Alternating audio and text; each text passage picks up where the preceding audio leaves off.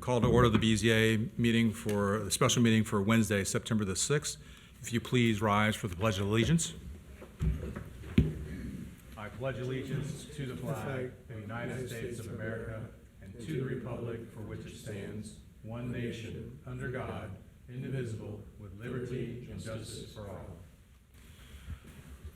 Give a quick explanation of what's going to happen tonight. This is a special meeting, so this is a little unusual. We will only be discussing two cases this evening. There'll be BZA 2023-11 and BZA 2023-12. The case will be presented by the staff, and then at that point, the applicant will be able to come up and give their presentation, and then anyone that's in the public will be able to either speak for or against the application. And then at that point, we'll close the public portion. We could potentially call you back up and ask questions of anyone that spoke this evening. And then the board will make a decision on either to move forward or move against the application. And then after that, once the two cases are done, there are no other businesses we're going to discuss. We'll finish it, wrap it up, and we'll get you out of here. If you please do a roll call vote, please. Mr. Bartolt? Here. Mr. Shoup? Here. Mr. Sydow? Here. Mr. Roberto? Present. Ms. Owens? Notice she's not here. We will pull up Mr. Thiemann, please.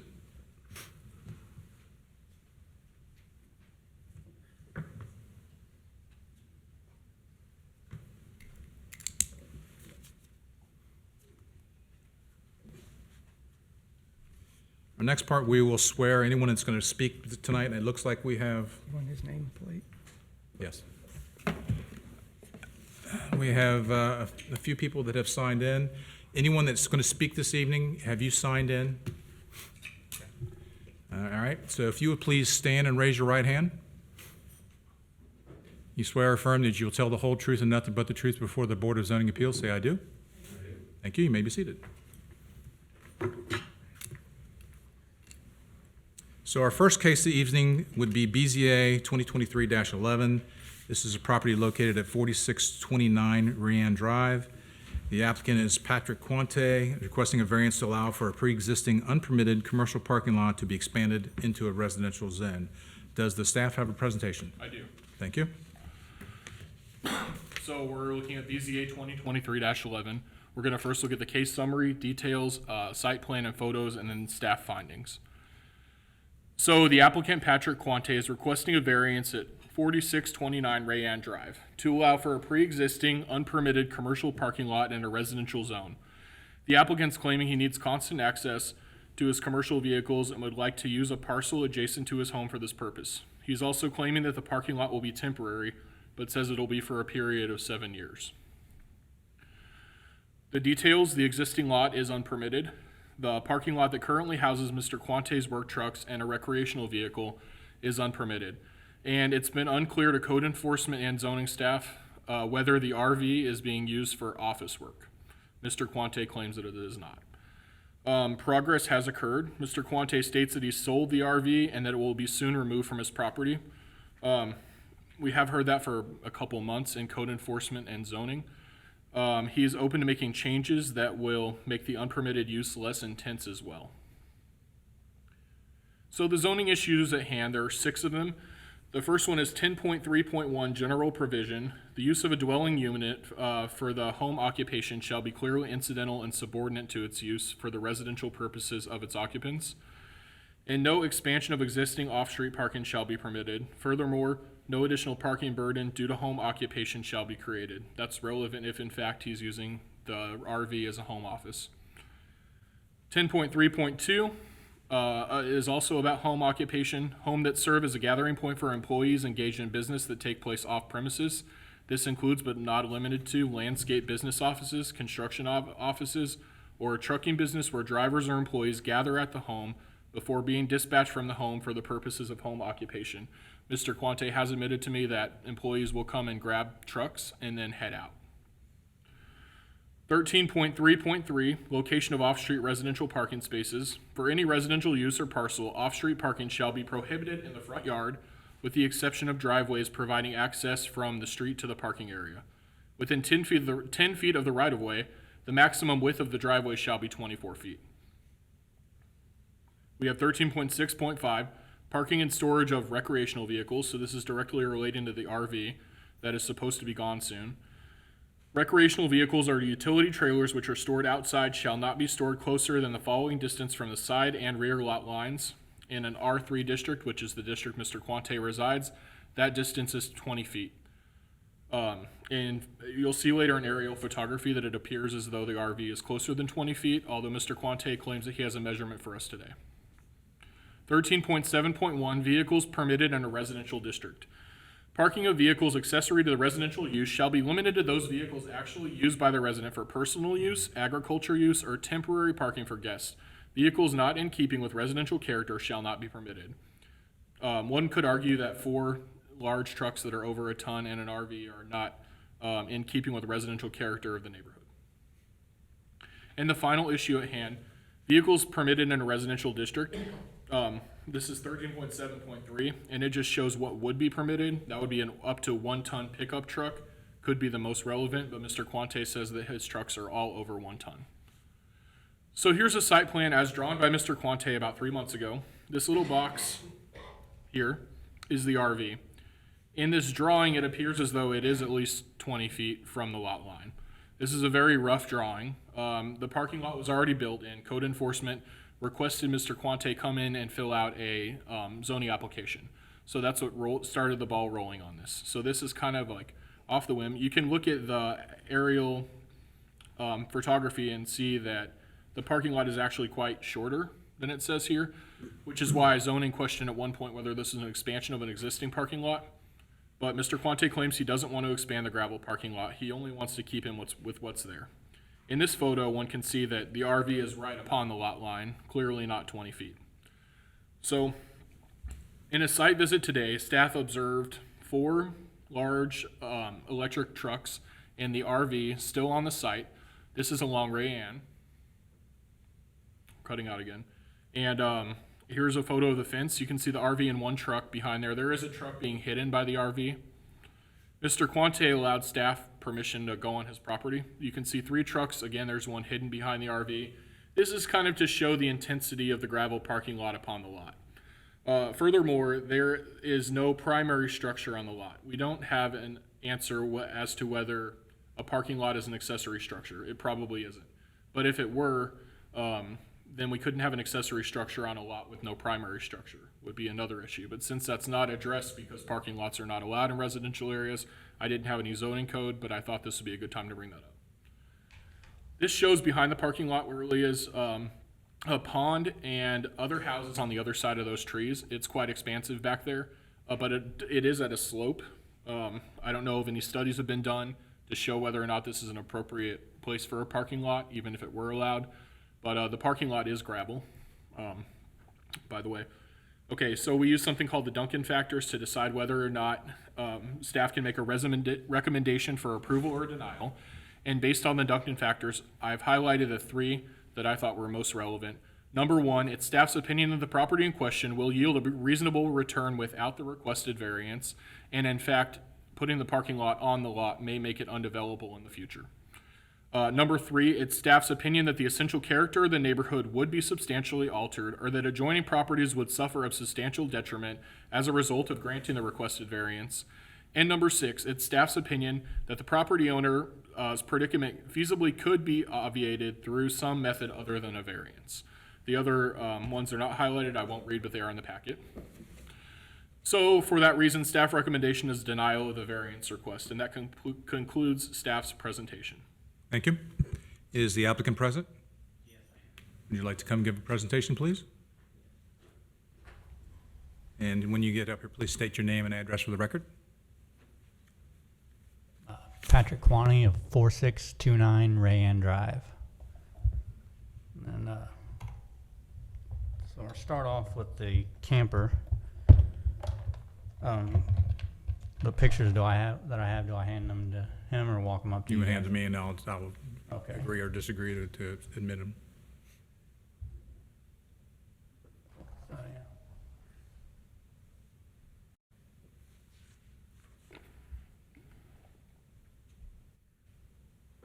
So that is the letter that I don't have a bill of sale for it. I could not find that, but that letter is from his bank, or from my bank and his bank, showing that he paid for the camper and that I am no longer the owner of it. He has the title of it and all that. And I have never done business out of the camper. The camper was my residence whenever I traveled for work as a journeyman lineman across the country. I've never had an office in it. It's not its intent. And then whenever I started this business is when I decided to sell it.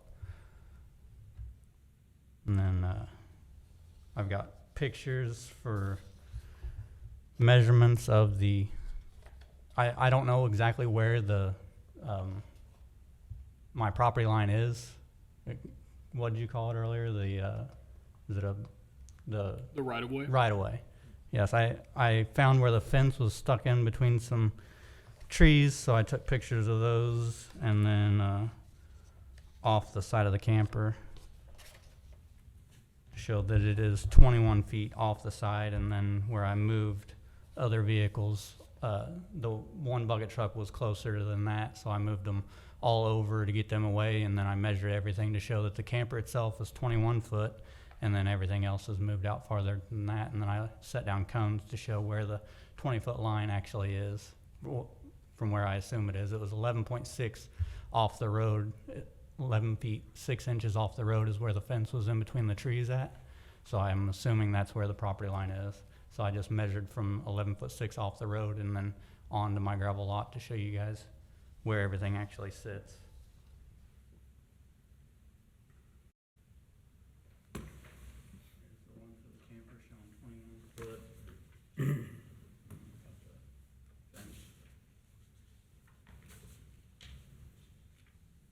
Showing right where my measurement was for the cones.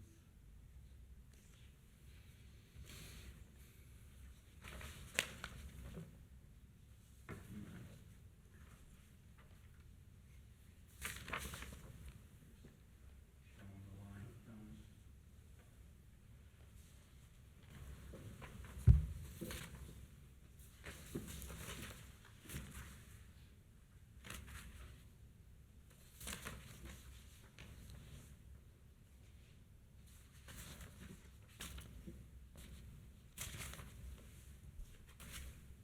I'd like the record to show that a document's been submitted that shows that a lien has been satisfied on the RV.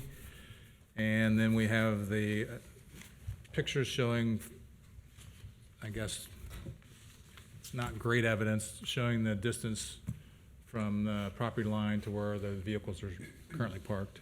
We'll submit it in as a record. Continue on, sir. And then that drawing that he showed you earlier with the measurements, that was a rough drawing that they just had me draw here in the office. I didn't know what the measurements were. That was all just guessing. So then I took measurements of everything today and then drew you guys a better map. Okay. To hopefully show it better.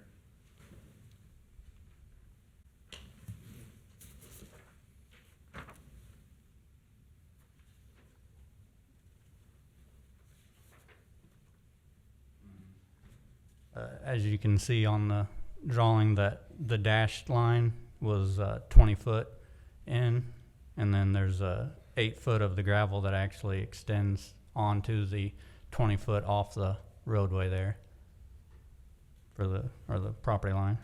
Okay, the applicant has presented a close-up photo of the gravel parking lot in question with some dimensions drawn on it, as well as kind of an updated drawing of the previous.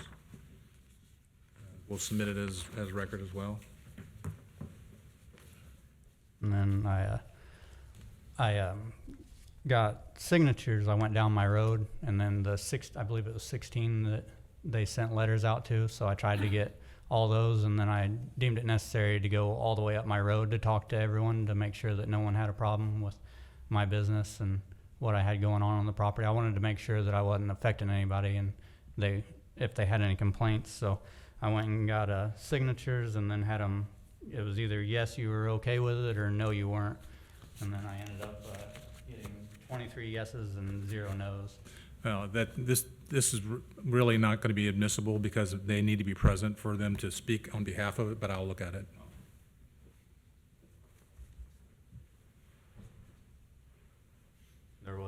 some vacant properties. There's the one right across from my house, and then one more down the road, and then the rest of them I just never could catch whenever they were home. And then I believe Jared Oleg told me that that would not be admissible anyways, so I just talked to him if I saw him, but didn't have him sign anymore.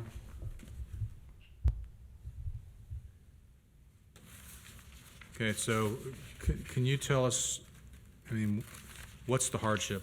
If this is not being granted, what is the hardship on you as to why we should grant this?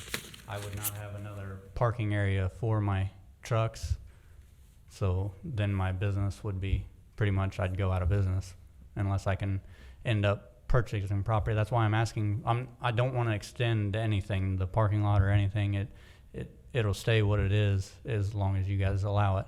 But if I move the business right now, I don't have a place to move it to. So that's the hardship. It would pretty much put me out of business trying to scrounge around and find property right now to move it to. I don't know if you guys have tried to purchase property recently. I've been looking ever since this came about, trying to find property, but as soon as I find something, it's either sold or it's way out of my price range right now. And that's why I'm asking for variance for 7 years. And I don't think that I will need the whole 7 years, but I just wanted to make sure I didn't cut myself short, so that way I can build up the funds and find the right piece of property to be able to move my business to that's still feasible. I'm looking within half hour of where I reside at, because when I get these storm calls, it's normally around 2 hours. They want me to have people here and leaving to head to wherever the affected area is. So that's why I have them at the house right now until I can get property hopefully within half hour to where I can move everything to. And I'm asking for 7 years to be able to hopefully find something in that time frame. Now, the problem with the time frame is variances go with the property and they don't have an expiration time. So I don't know that putting a time limit on it would be, not going to change the board's opinion, because it goes with the property until you sell the property. Oh, I was told that you could ask for, I believe it was Jared told me that I could ask for a time frame. So I'm sorry, I was misled on that. Staff, am I correct? No, variance stays the property in perpetuity. Right, so it's as long as it stays with the property, so this variance would not expire. Okay. All right, you have anything else to present, sir? Whenever I do move the company, buy property, and am able to move it away from this area, I will remove all the gravel and everything. So, because I was talking to him earlier, and the gravel parking lot is not permitted unless I have more than 5 acres, I think I was told. So we would remove the gravel and restore it back to the way it was. And I believe that's it for me. Okay. Unless you guys have any questions for me. Well, the question times will come a little bit later, so we'll let the public give their opinion on the matter now, too. Okay, thank you. Sir. Anyone else speaking in favor? Please come forward and give your name and address for the record, please.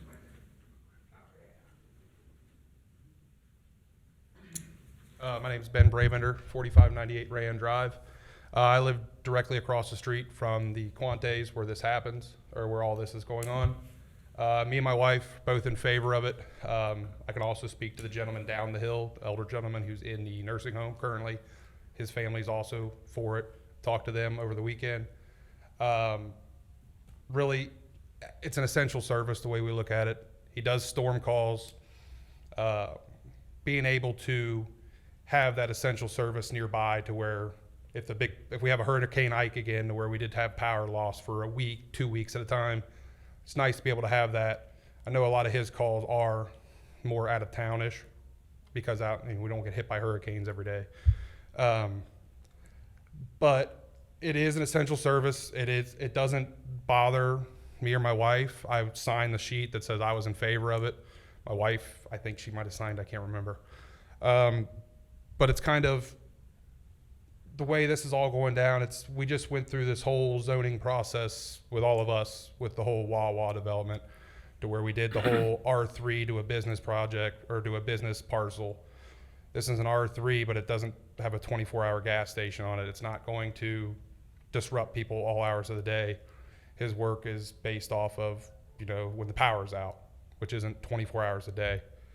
And then kind of looking through other aspects of the R3, I found a parcel actually on Colerain Avenue where the R3 is actually a commercial painting business. Cly Painting is actually running out of an R3 currently. So a little different, but it's also a commercial business. Has commercial trucks, signs, stuff like that. Also looking through the zoning, I kind of stumbled upon it. It seems that we are miszoned according to Colerain Township's zoning name. So an R3 states that we have to have water and sewer, and we don't have sewer. So technically we're not an R3. I don't know if that affects anything at all for the boards. But yep, that's all I have to say. Thank you. All right, thank you, sir. Anyone else speaking in favor? Come forward and give your name and address for the record, please.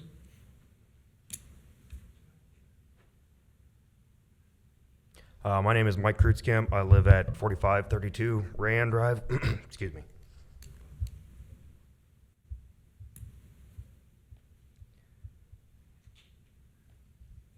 Talking for the case of the Quantes, I've lived on Rayan since about 2017. I moved in a little bit before Patrick and his family. My property is directly across from theirs, not where his house is, where the actual trucks themselves are parked, where he keeps his, his trucks for his business. I can say without a doubt, I've never had a single disturbance come from him or his property, and I've never had a single complaint about Patrick or his trucks. As Ben mentioned at one of the previous township meetings, a lot of residents on another part of Rayan discussed a 24-hour, 7-day-week business where they're going to have a lot of light pollution, a lot of sound pollution. As far as Patrick's case, I don't have any of those concerns. He has not put in any bright lights that put out light pollution. The trucks, he'll leave for a couple days to a couple weeks at a time. I don't even hear him leaving. And I'm right across from his property, see him every day. I have never had a single disturbance. Excuse me. Yes, that's pretty much all I really have to say. Coming from someone who has a lot of small business experience, I support small business, and I support Patrick and his, and I'm in favor of it. And that's all I have to say. Thank you. Thank you. Anyone else speaking in favor? I see none. Anyone speaking in opposition? I see none. Can I have a motion to close the public portion? I'll make the motion. Okay, do we have a second? I'll second it. Motion and second's been made. Any discussion? Roll call vote, please. Mr. Barthold? Yes. Mr. Shoup? Yes. Mr. Sydow? Yes. Mr. Thiemann? Yes. Mr. Roberto? Yes. We'll start with Mr. Seidel. Do you have any questions for the applicant or anyone that spoke? No, sir. Okay. Mr. Shupp? Yeah, I do. For the staff, the way I'm reading it, it looks like he's requesting to expand it, but that's not what we're asking here tonight. We're asking for permission to keep what he already has. Correct. We're asking for permission to keep the portion that he's built. He does not wish to expand. It was a poorly drawn site plan that caused a misunderstanding to that. But what we presented tonight is just permitting what's already there. Okay. Okay. And then I had a question for Mr. Quante. Come on up, Mr. Quante.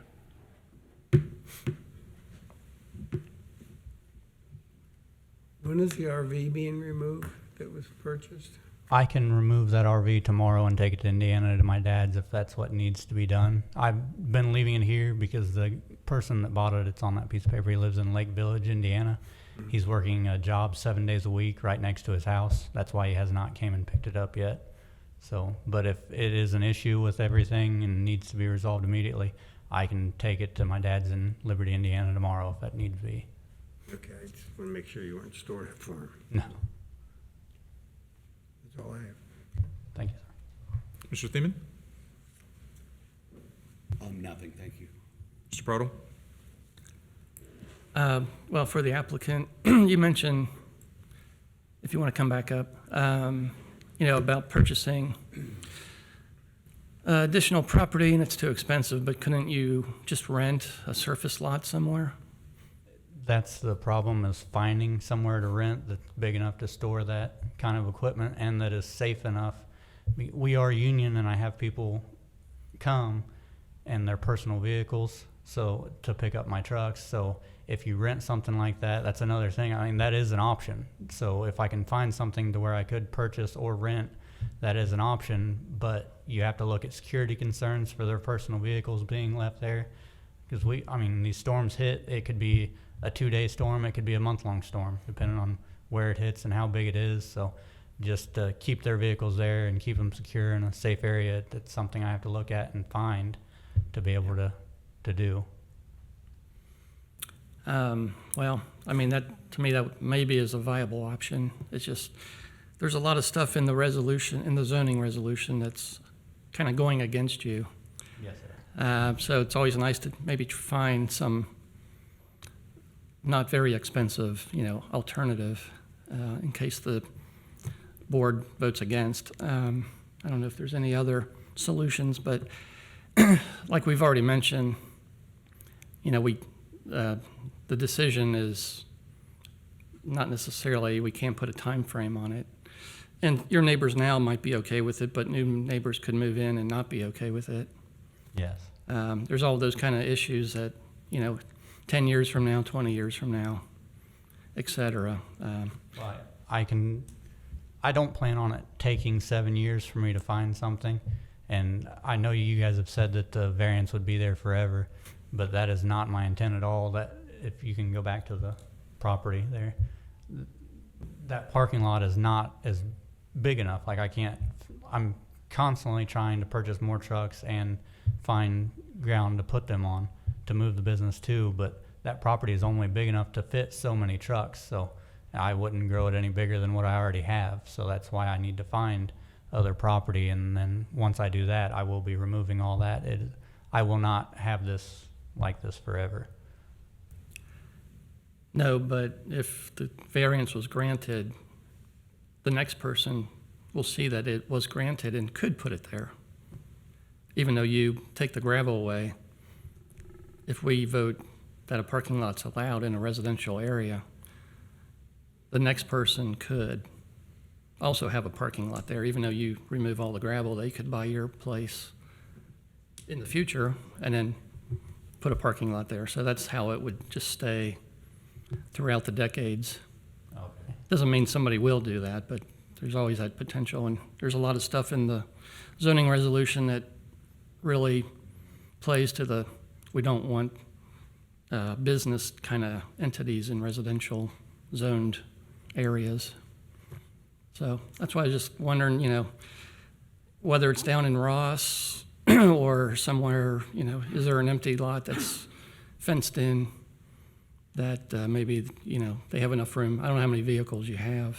I have 6 right now, 6 trucks? and I have not found anything, especially down by Ross. They're proud of their stuff, and it seems to be, I haven't found anything down that way. I did, by Stichter's Grove, there was a lot there that I looked at, but it wasn't feasible.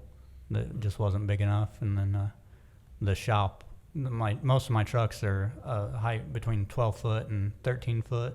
Then none of them are over 13 foot, but to get into a shop or anything, most businesses, their doorway is not big enough for them to fit into. So you have to look at that too when I'm looking for property to rent with a You structure mean already like on it. a building to park them inside, or? Yes, like a shop area to be able to pull them into.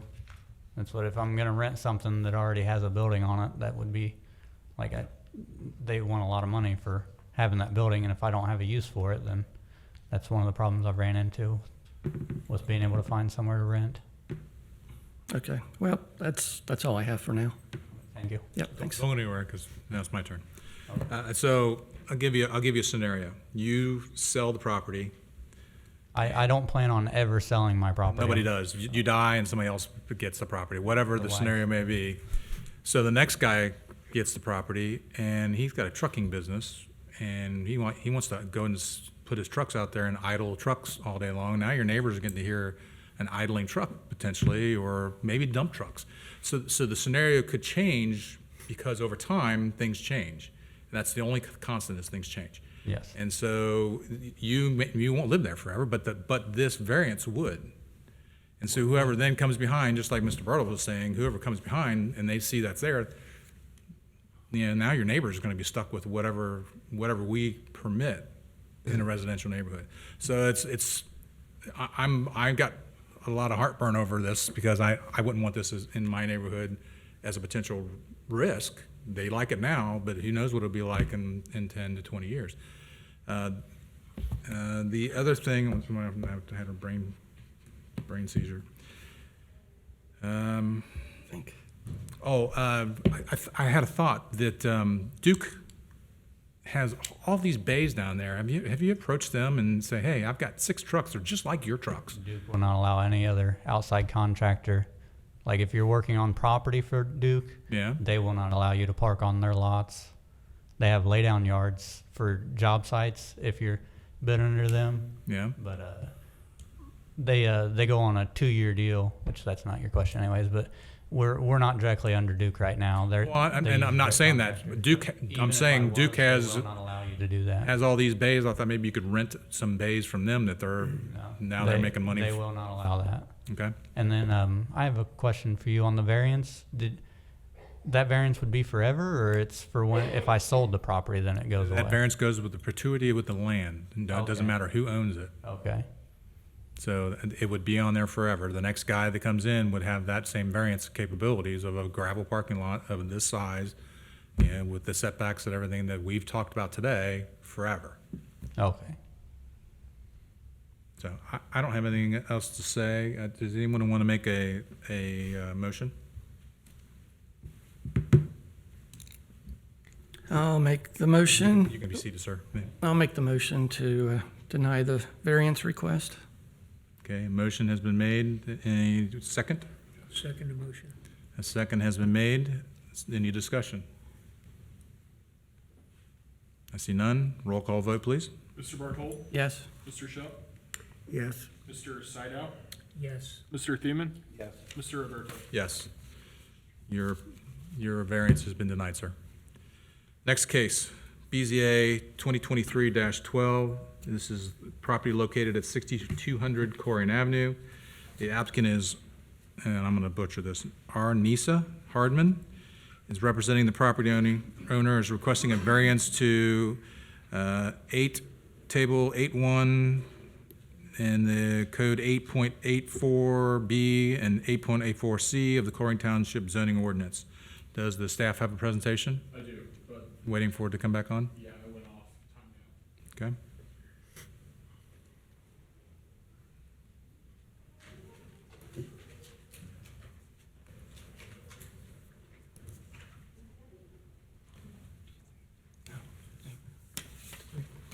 These will be submitted in evidence.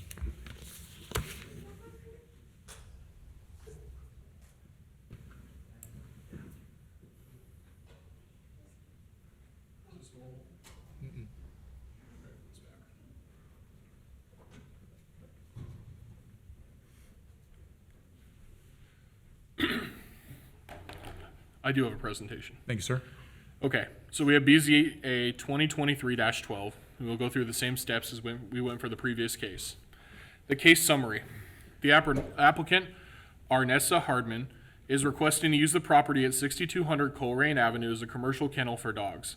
The property falls substantially short of the requirements for having a commercial kennel in the B2 district.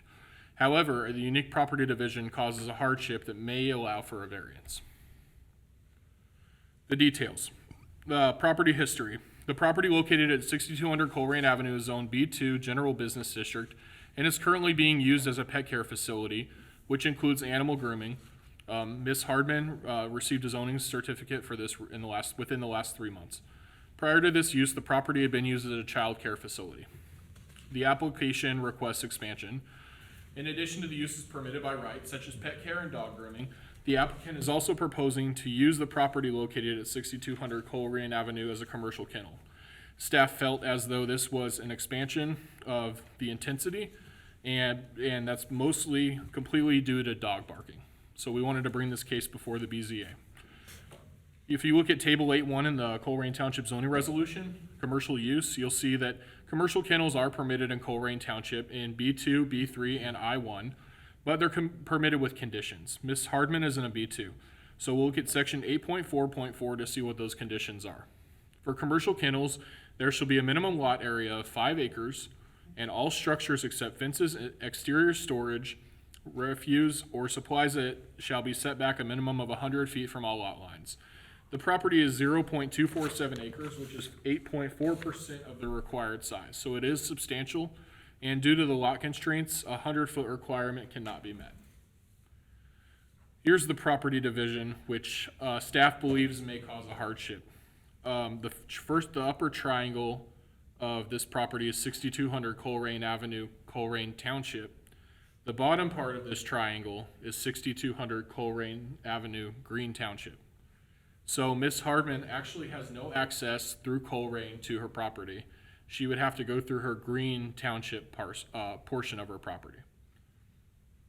I believe our staff believes this can cause a hardship because if someone were to buy this property and try to use it, with it being in two different townships and divided and having different rules in both, that really limits the list of what potential businesses could go there and what potential uses could happen there. So this is an aerial overview of the property, and you can see again the parking lot and the frontage is in Green Township, almost the entire building, and probably the entire building, and most of the backyard, and the garage building where the commercial kennels would be stored is in Colerain Township. But there's no direct access through Colerain Township to this portion of the property. This brings us to the question of dog barking. So this building that the blue dot is on is the garage building. Once remodeled, that would be a commercial kennel where the dogs would be kept. And you can see this first picture here is the right side of the garage building toward Green Township. There is very heavy trees there. Staff went there today, could not see through them, could not hear through them, didn't know what was on the other side if I hadn't seen the aerial photography. The question of dogs barking, and is it more intense than the previous use, which was a childcare? I'm not sure if children playing and screaming in the yard or dogs barking, which should be louder, but I do know that when I was there today, I heard the road noise. And Miss Hardman claims that her dogs will not bark, which is not true. Every dog barks. I understand that she can train it where most of her dogs won't bark, and that can be something she works toward, but I actually did observe a dog barking today. I bring this up for one reason. I heard the dog barking and the street noise, and they were about the same to my ear. They sounded just about as loud. So after I left Miss Hardman's property, I drove around the block to where some other houses are that abut to Miss Hardman's property. I could not hear the road noise. So if I can't hear the road noise, one could logically assume I may not be able to hear the dog barking either. That's not scientific. We would need more input on that. But I bring up the fact that every dog barks. However, we're not sure if this foliage is thick enough for that not to be heard on the properties in the rear. But in staff's opinion, it looks that way, which is why I bring this to the BZA. So the staff findings, again, we use the Duncan factors to decide whether or not to make a recommendation. I've bolded the three that I feel are most relevant. Number one, it's staff's opinion that the property in question will not yield a reasonable return without the variance. It's number three, it's staff's opinion that the essential character of the neighborhood would not be substantially altered, or whether adjoining properties would suffer a substantial detriment as a result of variances. And number six, it's staff's opinion that the property owner's predicament feasibly cannot be obviated through some other method other than the zoning. For Board of Zoning, we mail this out to everyone who is sent an application. And it says the following criteria shall be used to review all applications for variances. And I want to take special consideration of this today. C says the Board of Zoning Appeals may impose such conditions and restrictions upon the property benefited by a variance as the Board of Zoning Appeals may deem necessary to comply with standards set forth in this section, to minimize the impact of such variance upon other properties in the neighborhood, and to further the purpose and intent of the zoning resolution. Now, that coupled with number two, with the essential character and the substantial detriment to the neighbors, for that reason, I recommend approval of the variance request, but on the condition that the Board of Zoning Appeals considers the potential noise from barking dogs and enacts a solution that might minimize the disturbance to the neighbors caused by animal noise. And with that, that's the end of staff presentation. Thank you. Is the applicant present? Would you please come and state your name and address for the record and give us your presentation, please?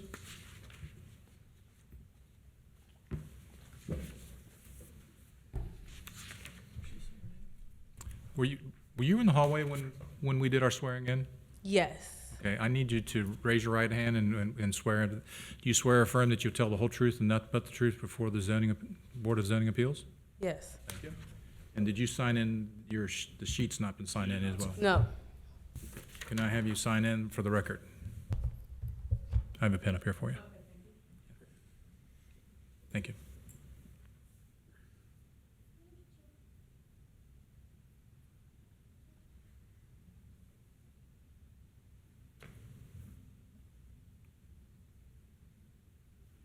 Thank you, ma'am.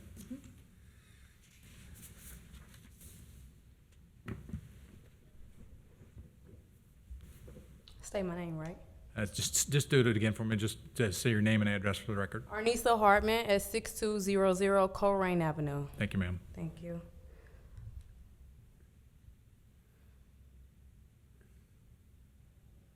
To start off, I've actually been with dogs, dealt with dogs for about 28 years. I am 31, so I've been dealing with them since I was 2. At that point of time, I actually had a dog that I lived with my grandmother. Me and my grandmother had a German Shepherd mix. His name was Socks, and I actually used to spend all my time with him. He was actually fully trained by my parents, and he actually trained me as well. We would sit together and eat together and do about everything together. I was the only child, so I looked at him as my brother. That dog actually pulled my grandmother out of the shower. She is handicapped. They actually pulled her out of the shower while I was calling the ambulance. And at this time I was about 6, so I'm telling them, like, you know, what's going on? My grandmother fell. And they're like, is she okay? So I keep going back and forth, checking on her, and the dog pulled her out the shower. At that point in time, I was stuck. I was really all about dogs. I had to figure out more. I actually had dogs follow me to school because I stayed my school was about half a mile away.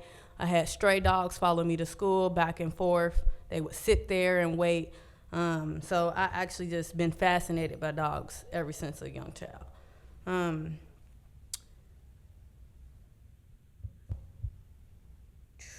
So one thing that Mr. David did mention is that the dog barking. So I do plan to have things in place, such as my trainers and other different services to actually help reduce the dog barking. So bringing it to a minimum. Not necessarily saying that there won't be any dog barking, but minimum. With now being into the property for almost a month and just doing dog grooming, our dogs are not even barking, right? We have a neighbor next door that has about 5 dogs, and I'm not sure if that's who he heard barking earlier today, but they yap, yap, yap, yap, right? Our dogs don't bark back. We keep them energized, exercise, keep them doing stuff, keep them walking and stuff like that. We actually go to the Blue Rock Trail down the street and walk them and bring them back. So that actually helps too with the barking, because when you're barking, you're bored, right? So if we always keep them busy doing stuff and train, that will reduce the barking.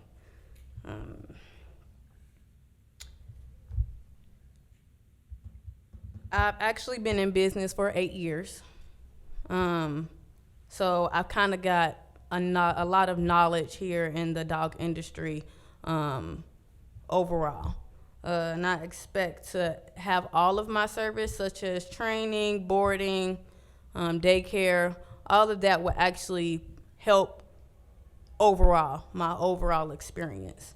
What Shine Bright Like a Diamond Dogs is a safe place to get your dogs catered to for all needs, right? So we do training, boarding, we make custom dog beds, the grooming, so dog walking, socialization, pack walks, stuff like that.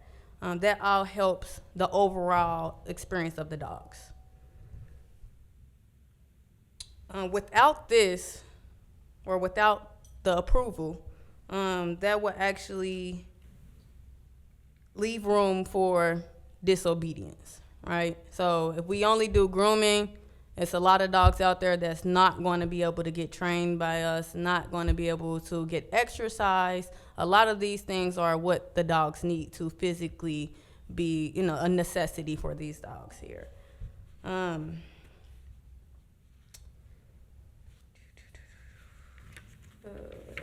Oh, and as well is doing the training and everything, we actually are going to help the community by holding various events. So those events will actually help people understand their dogs, the knowledge, and as well what prevents dog bites, attacks, and stuff like that. So we look at our facility as a child care for dogs. So even though it's not child care, but dogs are your children. So we look at this like a child care for dogs. So it's not just like, hey, they're running around doing whatever you want them to do. It's strict schedule that they have to abide by. It actually gives them the ability to socialize with other dogs and humans, to learn how to interact with them.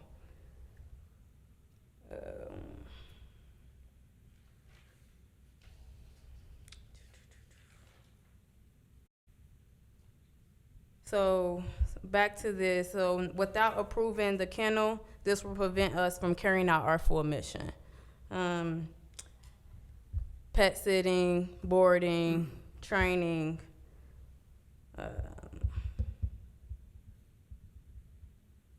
being an overall for the dog. So sorry.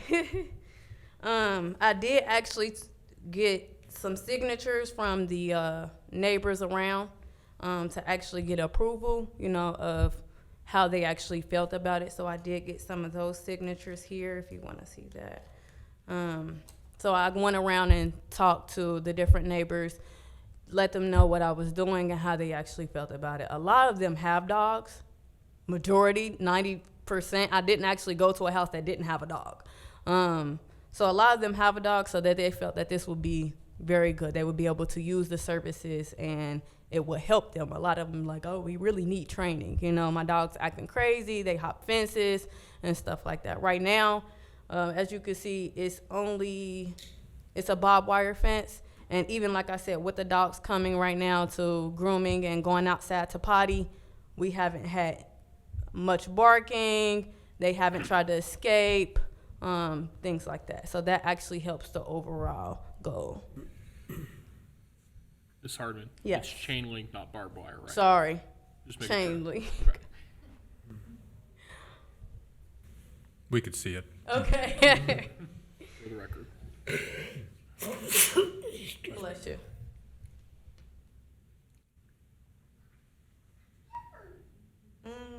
Any questions for me? We'll come to a question later. Right now, you're giving your presentation, Oh, and then okay. we'll. Let me see. What else do I need to go over?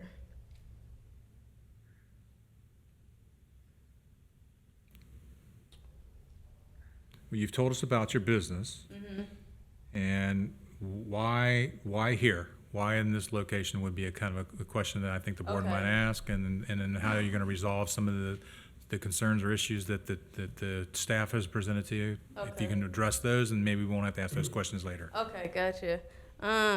So why Colerain Township? Colerain Township, we're about 2-3 doors down from Noah's Ark Animal Clinic.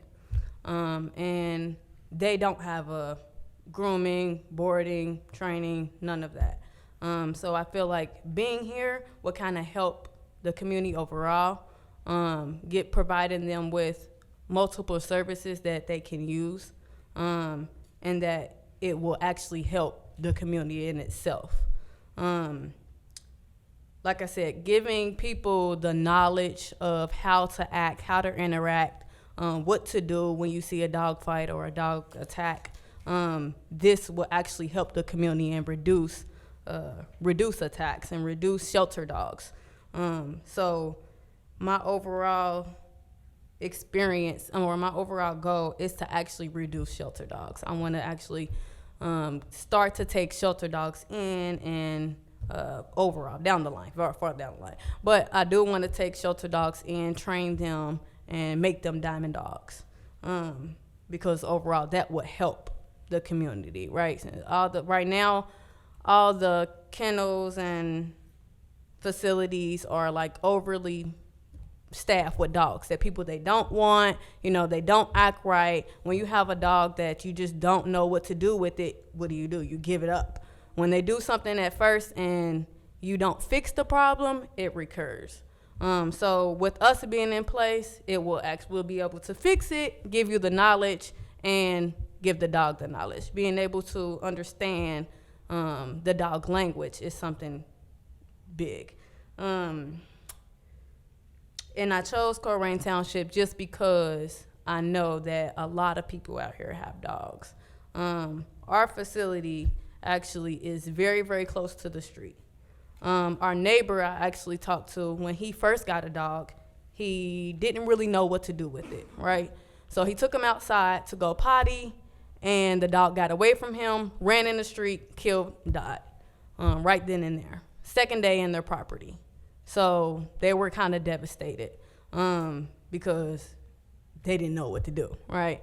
So with us being here, we can, like I said, give the people the knowledge, train the dogs, help them to be better dogs and to be better understanding humans, if that makes sense. Without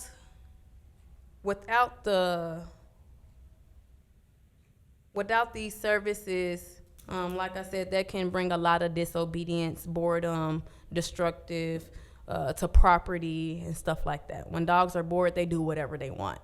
I kind of put them in the same bracket as a toddler. So toddlers running around, won't sit still. We even do that in grooming. Puppy trims, we actually have to work with them a series different times at short periods, because, and same as well in training. The short periods actually help keep their mind boggled, right? So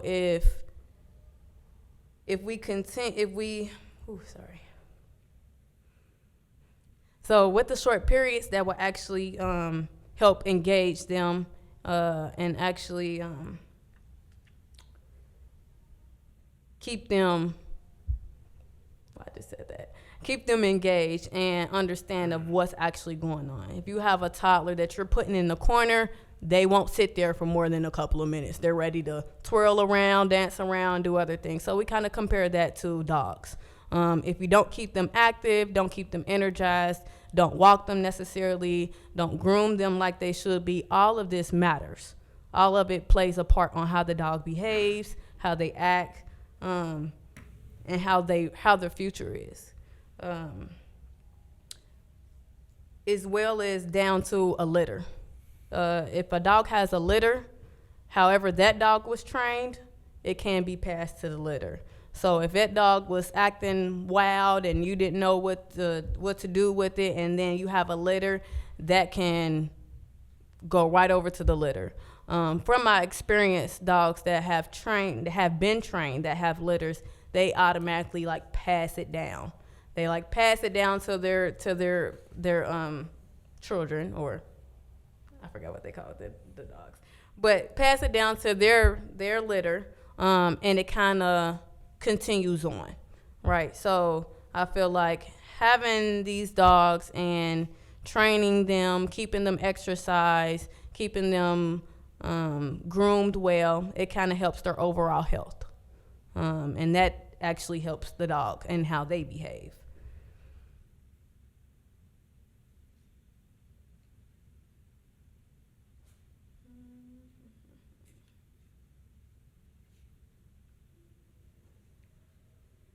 So on the dog barking. So usually when you hear a kennel, you're thinking dog barking, yapping, yapping, yapping, yapping all day, right? Our dogs won't be outside for more than about 15, 20 minutes. It will only be for walks, playtime, socialize.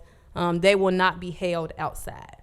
So usually when you're looking at a kennel, the cage or the kennel is actually attached and they come in and out. Ours is not. They only be in the kennel or crate, because we don't like to use kennel. They'll only be in the crate for sleeping periods. So the garage that's being held, that was being shown, that's only for sleep. It's only for nighttime. So they actually will be inside the building, doing various activities. I like to do interactive toys as well that kind of help stimulate the mind. And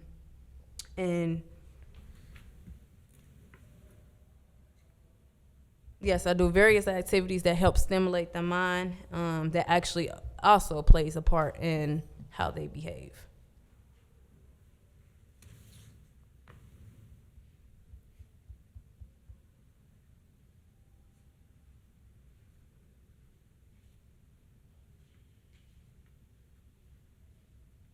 Being a dog owner for over 28 years has given me the knowledge to be able to understand them. Like I said, dogs have a actual language. So they can read your facial expression, they can read your body language. They know what type of energy you're giving off before you even give it off. So you have expressed how qualified you are, but really we need to go back to why the property and kind of try to focus on that side of it, less on the details of what the business is going to be about, because we kind of know that. Okay. So why the property? The main reason was because it's so close to Noah's Ark, right? The second reason is because it had the ability for me to live on site, and then as well as do all of my services. Has the backyard for them to exercise. I can even take some of the property of the parking lot and actually use that for the dog's use. So use that for them to be exercised and stuff like that. I've been actually looking at this property for about 2 years now. So now that I have the opportunity, I'm going for it. Okay. What else did you say? I'm sorry. There'll be more questions for you. Okay. Basically, this is your presentation as to why you would like for the board to grant you a variance. And part of this is you expressing what hardship would be created if we didn't grant you this variance. And so I think you've expressed that in pretty much detail. Okay. So yeah, the property, I've been looking at it for quite some time. And with everybody around having dogs, I feel like it shouldn't be so much of a problem. And as well as if I don't get the approval, it kind of diminish what we look at overall. It will actually, hold us from only doing grooming. So we won't be able to help the community as much because we can't hold various events here, and sell certain things and stuff like that.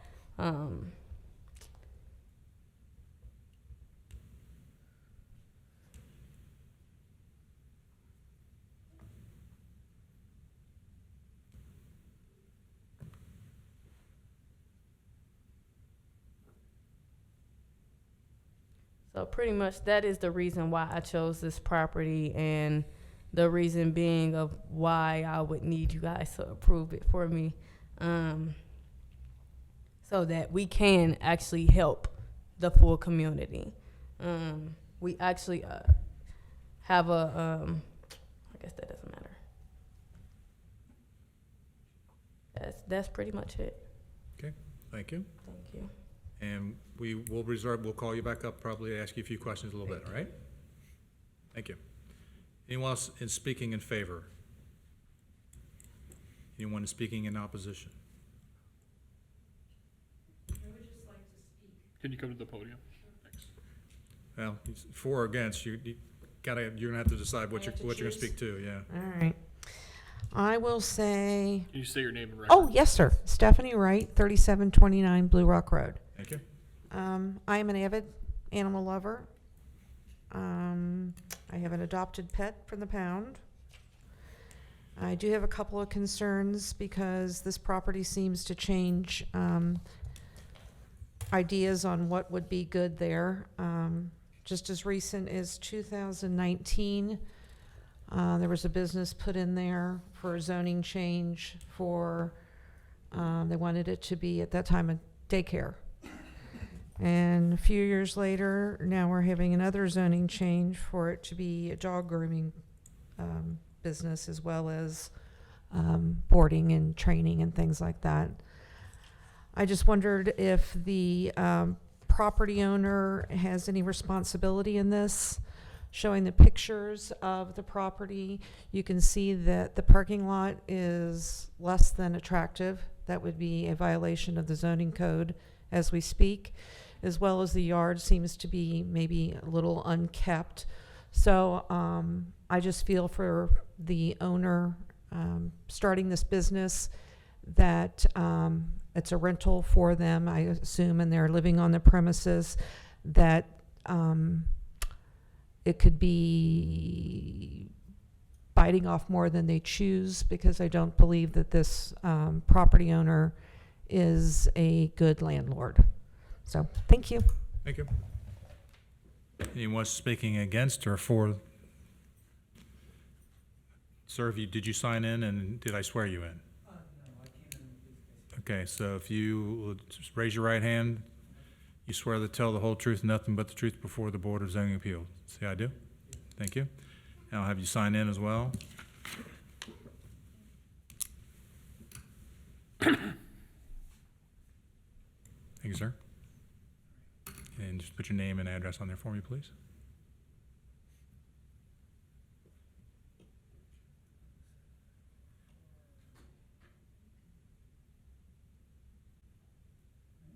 Thank you, sir. And just, you'll state your name and address for the record on the microphone too, please. Hello, gentlemen. My name is John Rurig, 7644 Weathersfield. It's actually in Westchester. I'm working with Renice and Shine Bright Like a Diamond Dogs. Let's see, I've personally learned under the dog whisperer, Cesar Milan, and other top-ranking canine professionals around the country. And I'm working with her as well. I understand the barking is a consistent concern for a lot of the community with stuff like this. I would like to comfort your fears with that, as far as I've been working with her to set up a structure that would vastly minimize the barking.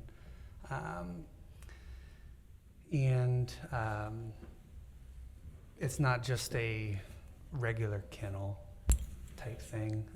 A lot of kennels, like shelters and stuff, that's all you hear is that crazy barking. And honestly, personally, I can't handle that. So when I work with a client, such as Renice, I strive for the dogs to be quiet, not just quiet, but helpful with whatever it is that she's doing.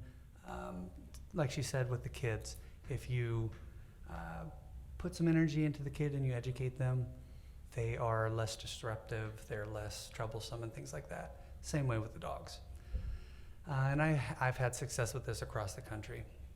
So as far as the barking stuff, professionally, I really don't see that as a big issue. She's going to have a lower number of dogs anyway, and we're going to be doing a lot with them. As far as some of the concerns that I heard as well, I know that Renice will do the best that she can in order to make this, because this is her dream, to make it doable and safe and presentable for everybody. So that's all I have to speak of. Thank you. Appreciate that. Anyone else speaking against or for? Mr. President, I forgot one comment. I was wondering if their mobile unit for grooming will be parked on the premises as well. Okay. Thank you. Anyone else speaking for or against? I see none. Can I have it close the public portion? Motion to close the public portion. Motion's been made. Can I have a second? Second? Second's been made. Roll call, or any discussion? Roll call vote, please. Mr. Bartolt, Yes. Mr. Shup, Yes. Mr. Sydow, Yes. Mr. Thiemann, Yes. Mr. Roberto. Yes. We'll start off with Mrs. Seidel again. Like to ask any questions of the applicant or anyone in the audience? Yes, sir, I do. Okay. Ms.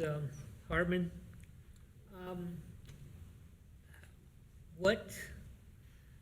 I was a dog owner for many years, and we would put our dog up in a kennel when we went on vacation. How can you treat a dog and get him to quiet down in 5 or 6 days? So first off, the first requirement is a dog socialization, right? So what that is other dogs are being held and they actually socialize. So what that means is that they're all in the same vicinity, and they get to interact or not interact, right? They get to be in the presence of each other and know how to be good, right? So that's the first step. The second step is, like I said, the schedule. So I don't know if you actually been in the facility that you ever took your dogs to, but the ones I've been in are straight kennels, nothing else. It's either big areas and kennels. That's about it. So they have no choice but to run around, right? They don't do anything but run around or be crated all day and bark. A lot of dogs have anxiety. So I deal with dogs that have anxiety a lot. So I kind of know how to calm them down. So over those couple of days, like I said, it kind of gives them a schedule to adhere and to follow, and that minimizes the barking just like that. All right, that's all I had. Okay, Mr. Shup? Yeah, there's a question, I believe it's from Stephanie, regarding, you have a mobile, It's a grooming unit, I believe. grooming unit? Yes. I'm not sure why that question really matters on the premises, does it? I was curious. Okay. So the mobile grooming trailer will be on the premises after hours. So it actually gets run throughout the day, and then it sits on the property when it's not in use. Thank you. What you showed us, if I understood you correctly, would be the garage would be converted into a kennel. Correct, meaning that it's only cages, not kennel. So that they only sleep in there at night. And I had a question, but I think you may have answered it. There will be some under 24 hours a day if your variance is granted for these dogs to be in a kennel in the event that they do misbehave or begin to bark or create any kind of disturbances. I'm sorry, I didn't hear you. Can you repeat it for me? There will be, I'm assuming, other than yourself, there'll be somebody there 24 hours? Yes. So there is staff. This is actually part of my staff here that's sitting in the chair. The trainer, the groomer, and the assistant / groomer. And daycare attendant. But all of us will be on the premises during business hours. And then certain other staff will be on the premises, after hours. I will always be on the premises because I live in the attic. Mm-hmm. So that kind of helps as well because people are always there. I think that's all I had. Okay. Mr. Thiemann? Yeah, just briefly, who owns the property? This is my landlord here. And I'm guessing he's Dr. in Berry. favor of it? I'm sorry. So, And he's okay, I mean, yes. he knows all about it. He knows everything. Then my He second knew. question is, Yes. how many dogs are you talking about? So it can range, not a lot, less, probably 20 at the max. I don't really want to say a number, but it'll be a short number. And then finally, if they're inside of there in these kennels, at night, where are they during the daytime? In the building. You can't see it from this Like an picture. old house? Yes. Yes. So if we go back to the main, the screen with the full house or even the blueprint, but the house has a attic, a first floor, and a basement. Mr. Berry actually has it set up where it is separate, right? So the basement is where the dogs will be held during the day, meaning daycare, right? So when I say daycare, that they go a strict schedule all day. They'll be outside, they'll be inside, they'll be walking. So we'll be switching out. Okay, thank you very much. Yes. Okay, Mr. Bartle? No, sir. Public portion has been closed. Well, yeah, I was going to bring up some of the same questions. So the garage is for sleeping, Correct. the house is for daytime. Correct. I would assume the backyard is for daytime also? Correct. Is the property fenced now? Halfway. Halfway, okay. So I'm actually waiting on your guys' approval so that I can go ahead and get the zoning and fence the rest of it in. Okay. So it's only right now being used for grooming and potty time. Well, not that it matters. I was thinking, so when the dog is going from the house to the garage, That part is fenced in. and they're probably on a leash so that they don't Correct. run Then away we use or... slip leads. So we don't use the actual collars and leashes that the client comes in because sometimes those can come off, right? So we use extreme precautions with a slip lead that actually goes behind the neck, and we can direct them inside the garage and out to the potty area. Well, I had some staff questions. Is that later or now? Sure, no. So since this property is Green Township, Colerain Township, no matter what we decide, does Green Township have to come and give their 2 cents? Our wisdom with this is that the building is Colerain, and we request things that go on in the building, and the parking lot and front in the part of the yard is green, and they would decide what went on in that portion of the property. That was our best determination. So I did already talk to Green Township, and they were okay as long as Colerain was okay, and then we got the zoning permit. So that first zoning permit for me to actually do business, they're okay. Okay, all right. And then your recommendation was for installation of sound barriers. Can you describe, or what were you thinking when you said that? I would like the board to discuss among itself if they think it's appropriate to have any type of sound barrier. There are trees there. I couldn't see through the trees, like I stated, kind of quasi-scientific experiment. I couldn't hear anything on the other side of the trees. That doesn't mean it would never happen though. So if you wanted to impose some sort of sound barrier that was concrete or soundproof, then I think that could be an appropriate condition for the approval. I don't have any recommendation for that, but if you guys would wish to impose that, I left that door open in my approval. Yeah, plus the trees in the winter aren't going to be the trees in the summer. But it's kind of hard to force a sound barrier requirement on them if it's not needed. So it's almost like you have to let them try it and then see if a sound barrier is needed. That's the difficulty we had as well. And the question of whether the approved use before, which is a daycare, whether the children playing in the backyard is any louder or quieter than the dogs. That's another reason I left it up, whether you all think that we need soundproofing or not. And when you put that in there, you were thinking like the 3 sides? Some sort of, Or- something like 'cause there's that, neighbors or on either maybe side, right? vegetation that could cause a sound barrier. I'm not sure what kind of new technology exists that could be something without building a wall. Okay. Yeah, I was just curious what that might be. Can I? Yeah. So the house and the garage are both brick. Just having the dogs in there for grooming, if you're standing outside in that parking lot, you can't hear them. Being in the basement, you can't hear them. Now the dogs on the other side, next door, you can hear them for sure. But being inside the building, I have not even heard them. And as well, if it is a requirement for the soundproof to be in the garage, I can do so.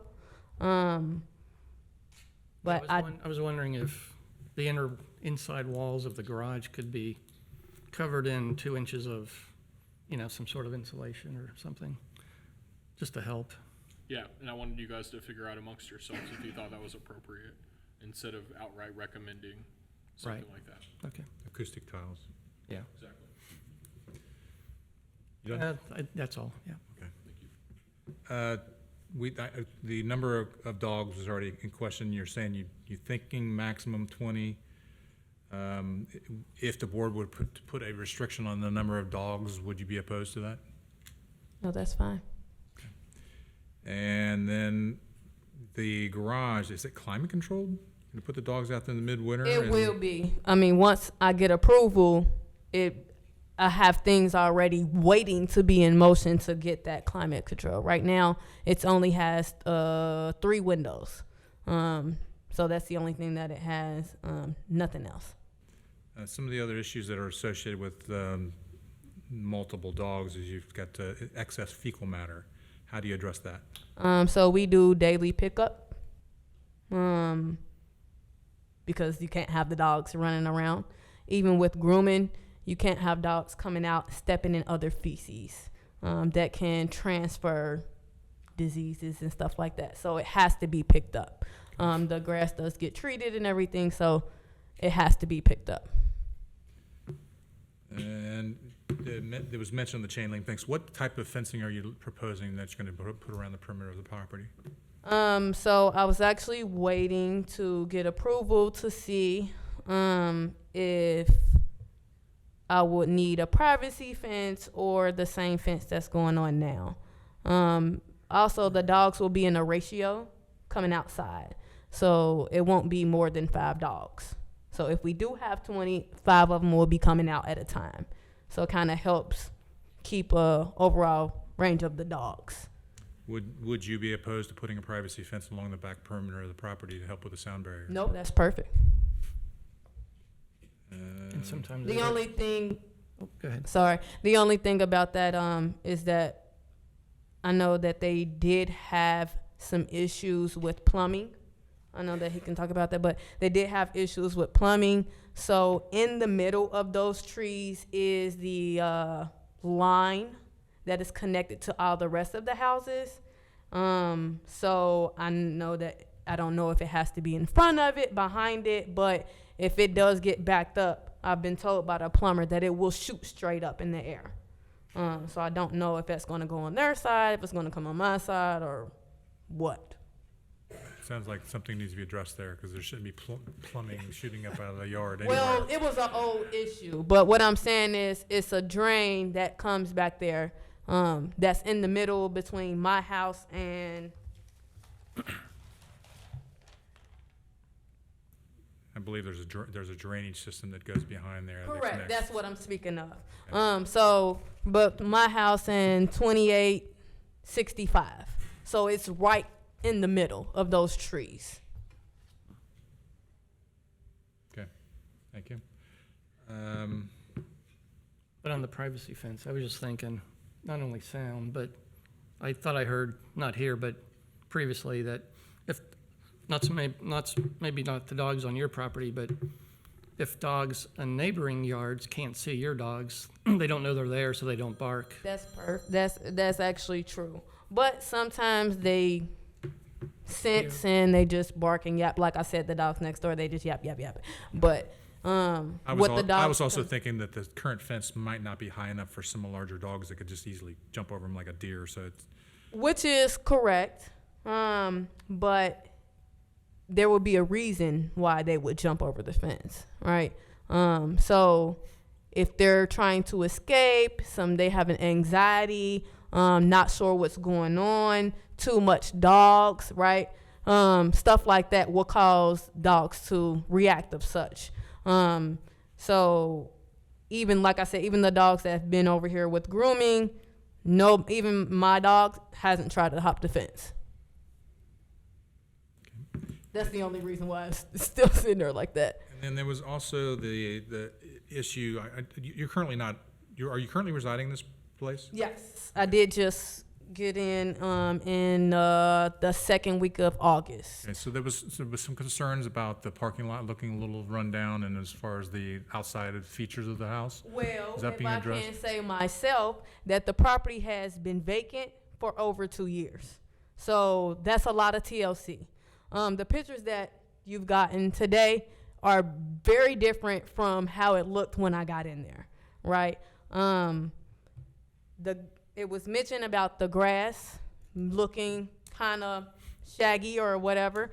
I had someone come and cut, but they didn't know, we didn't know the property lines on the other side, so they didn't do that side. So it's only that one side to your right, the opposite side of the, Yeah. on that one side to the right that hasn't really had any TLC to it. Okay. Is your intent to make the business a respected business in Colerain Township? Of course. It would only help your customers to want to go somewhere that looks nice. Of course. And I have been trying, and actually, I've been getting a lot of people stop by and say that it looks nice. People can actually tell if somebody's in here now. And this is a rental, correct? for you? Correct. Oh, and then something else that was mentioned about the upkeep of property being more than I can handle or bite off, right? I've been planning for this for years. This has been my overall goal since high school. I wanted to be a veterinarian then, but I knew back then I wanted a one-stop shop. And this gives me my one-stop shop. I can do everything out of it as long as I get your guys' approval. Okay. I don't have any further questions. Does anyone else on the board have any further questions? Yeah. Okay, Ms. For Bertle? well, I don't know if it's for staff, but are we allowed to, in lieu of your recommendation, make a recommendation that says we'll give them 6 months or 8 months and come back and reevaluate the barking issue?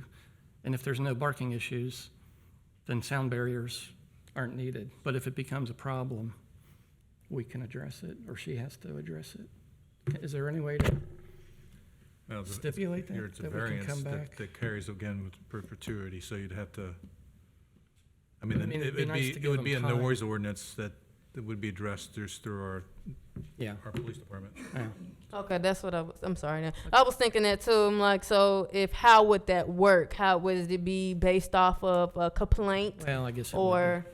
Can I would recommend making a little bit more tough hurdles to make sure that doesn't happen, rather than trying to adjust down the line for if it does happen and we kind of set the bar low.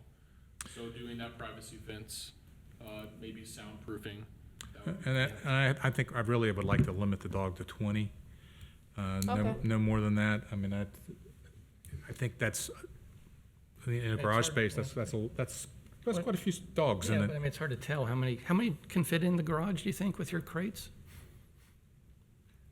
I mean, I'm trying to get a feel for, I you can, walk in, you're just gonna see, like, lined around the perimeter walls, crates? correct, but their, Have upper and lowers, I'm sure.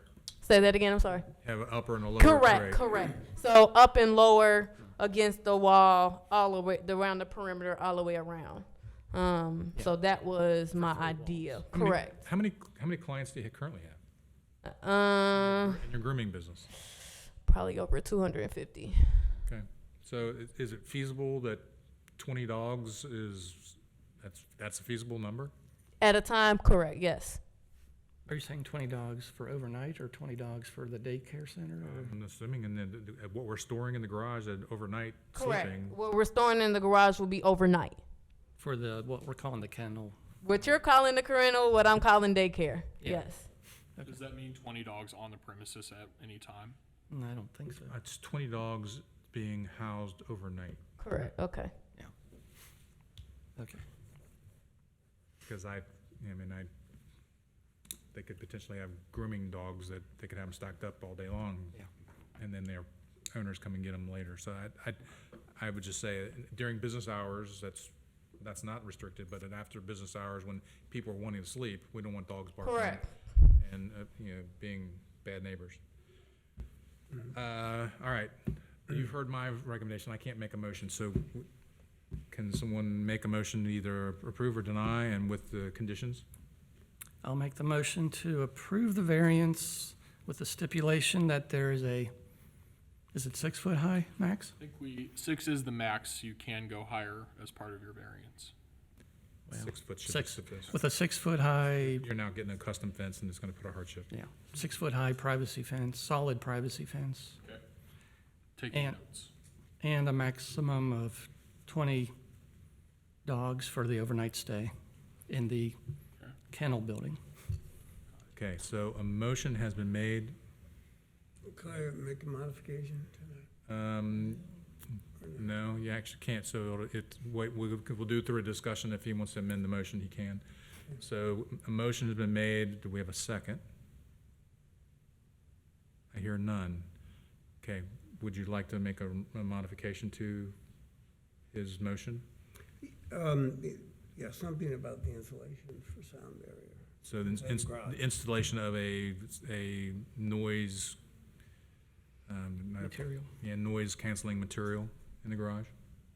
Okay, you're opposed to adding that? No, I'm not.